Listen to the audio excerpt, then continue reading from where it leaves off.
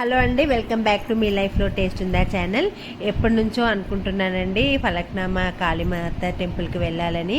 ఈరోజు అయితే కుదిరింది. ఇక్కడ చూస్తున్నారు కదా, స్టార్టింగ్ ఇక్కడ అన్ని షాప్స్, పూజకు సంబంధించిన సామాన్లన్నీ అమ్ముతున్నారు. ఇవాళ పౌర్ణమి అని నాకు అసలు తెలియదు, కానీ అనుకోకుండా ప్లాన్ వేసుకున్నాను. వెంటనే రెడీ అయ్యి వెళ్ళానండి. జనాలు అయితే చాలానే ఉన్నారు. చూస్తున్నారు కదా, ఇక్కడ అన్ని నిమ్మకాయ దండలు అవన్నీ కూడా ఉన్నాయి.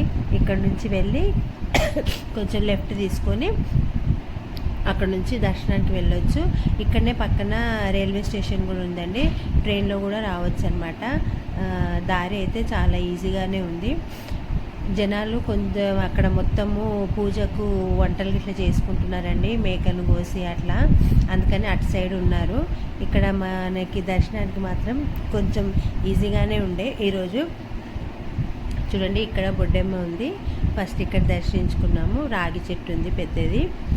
అక్కడ నుంచి మనం ఇటు సైడ్ వస్తే కాళీమాత కనపడుతుంది.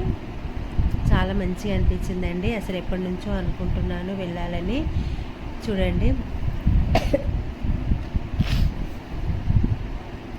చూడండి, అమ్మవారు చాలా గంభీరంగా చాలా బాగున్నారు.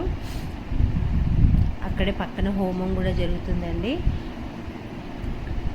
ఇక్కడ ముడుపులు కట్టుకుంటున్నారు కొందరు చెట్టుకి. అక్కడ ముడుపులు కట్టుకోవాలన్నా అక్కడే అమ్ముతున్నారండి బయట. అవి మనం అనుకోకుండా వెళ్ళినా కూడా అక్కడ ముడుపులు మనం కొనుక్కొని ఇక్కడ కట్టేసుకోవచ్చు.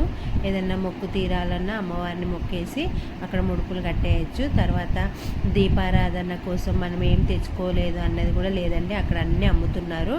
నిమ్మకాయ దీపాలు అవన్నీ కూడా నేనైతే అక్కడే తీసుకొని దీపాలు కూడా వెలిగించేసాను. ఇక్కడ చూడండి, నిమ్మకాయ దీపాలు పెడుతున్నారు ఇక్కడ. చాలా మంచిగా అనిపించిందండి. మీరు కూడా ఎప్పుడన్నా వీలైతే తప్పకుండా దర్శనం చేసుకోండి.